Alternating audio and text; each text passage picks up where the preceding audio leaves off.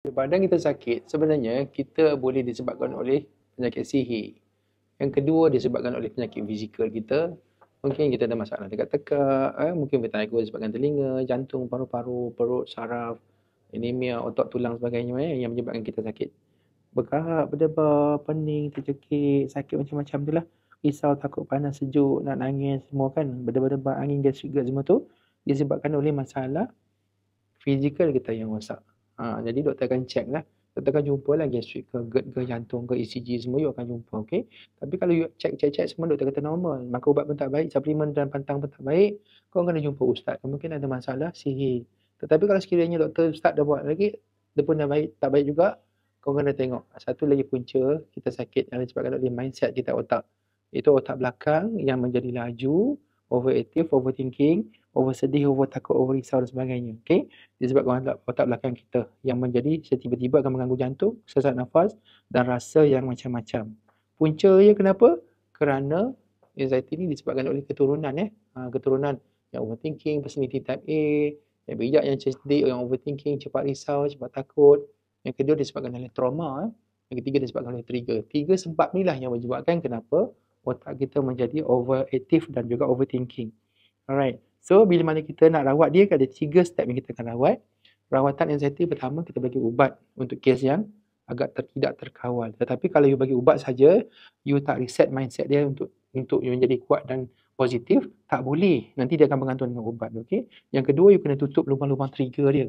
Masalah dia, stres dia, problem dia, kesunyian dia, orang-orang yang toksik dia menyebabkan kenapa dia tak boleh nak baik tu kan. Kita kena tutup lubang-lubang yang mengganggu dia, stres-stres yang menyebabkan dia datang, dan juga kena reset mindset dia. Kalau kita tak ajar dia dua benda ni, maka dia akan bergantunglah ubat selama-lamanya.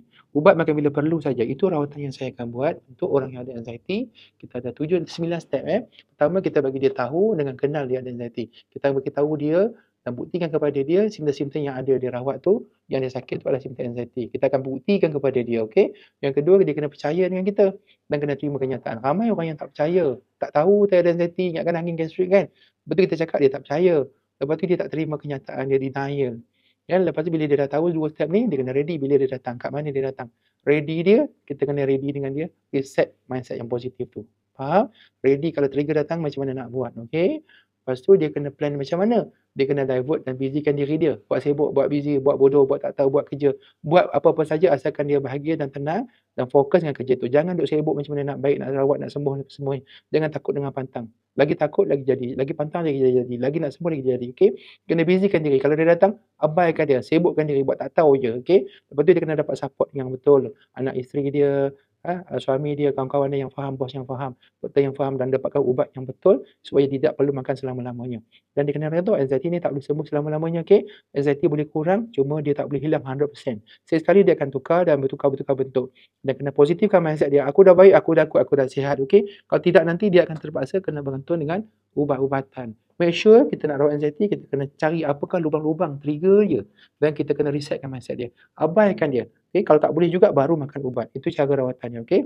Dapatkan segera apa? Follow Dr. Mal. Itulah cara dia. Tengok live saya.